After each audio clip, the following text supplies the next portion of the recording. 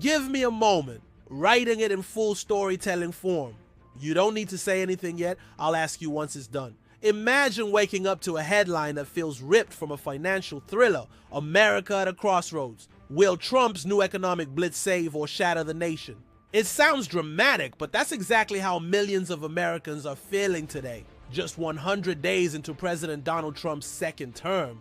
Today we're diving into the sharp turns, the ambitious promises, and the unsettling questions surrounding Trump's massive economic overhaul. A story that's unfolding in real time and could impact your job, your savings, and even your grocery bill.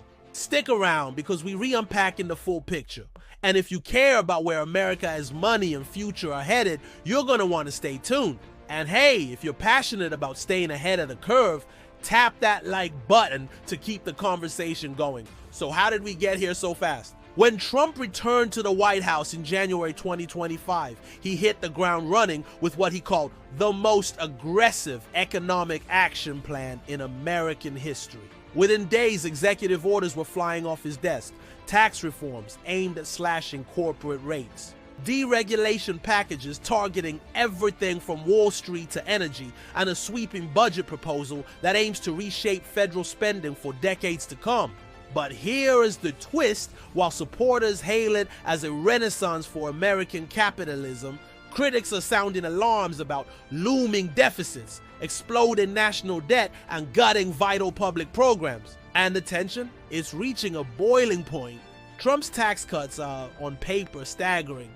Corporate taxes were slashed from 21% down to 15%. Individual taxes were restructured to favor higher earners.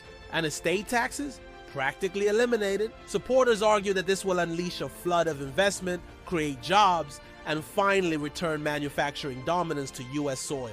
But opponents, including moderate Republicans, warn it's deja vu of the Reagan era, where massive deficits ballooned and wealth inequality skyrocketed. And speaking of the deficit, let's talk numbers. The Congressional Budget Office just released a report last week projecting that if Trump's budget passes as proposed, the U.S. deficit will hit $2.3 trillion next year, the highest in American history during peacetime. Here's where it gets even messier. Trump's proposed budget dramatically cuts funding for Medicaid by 30% over the next 5 years, SNAP, food assistance programs, by 20%, education and scientific research programs by nearly 40%. In Trump's words, America must choose bureaucracy or prosperity.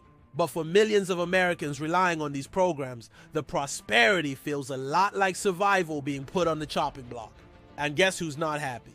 Not just Democrats, but a sizable chunk of Trump's own Republican base. Senators like Mitt Romney and Lisa Murkowski have publicly criticized the budget, calling it fiscally reckless and warning that it could cripple America's ability to respond to future crises, like pandemics or wars. Meanwhile, Wall Street is riding a high. The Dow surged past 42,000 points for the first time ever, but Main Street feels more uncertain than ever. Now pause for a second. Isn't it almost funny how every major political move gets sold as the greatest idea ever, yet somehow half the country always ends up terrified?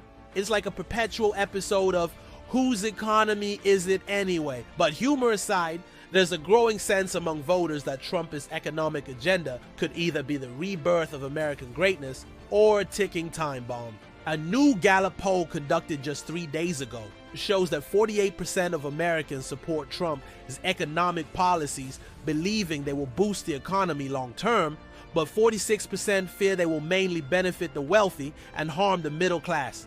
A country divided almost straight down the middle. Meanwhile, small protests are erupting across cities like Philadelphia, Austin, and Seattle, led by advocacy groups claiming Trump's budget would rip apart the social fabric of the nation. At the same time, business leaders and CEOs from companies like ExxonMobil and JP Morgan are praising the deregulation efforts as the start of a new American economic dominance. And what about the markets themselves?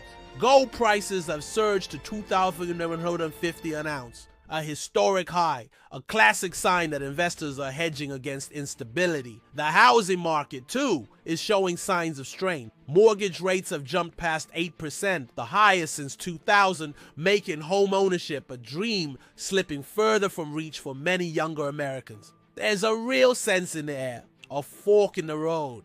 One path could lead to explosive growth, another to economic fragility we might not recover from easily.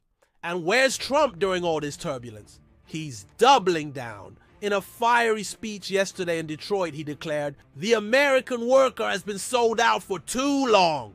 I'm here to put America first." And that means putting taxpayers first, not bureaucrats or special interests. Powerful words, but behind them lies a deepening divide, not just between red and blue America, but even within Republican ranks. Before we wrap up, let me ask you this, because it really cuts to the heart of everything. If you had to bet right now, will Trump's aggressive economic blitz ignite a new American boom or send us spiraling into a financial crisis? Drop your thoughts below, and don't forget, if you found this breakdown helpful, hit like, subscribe, and stick with us for more real talk on America's most important stories. Stay curious, stay questioning, stay tuned.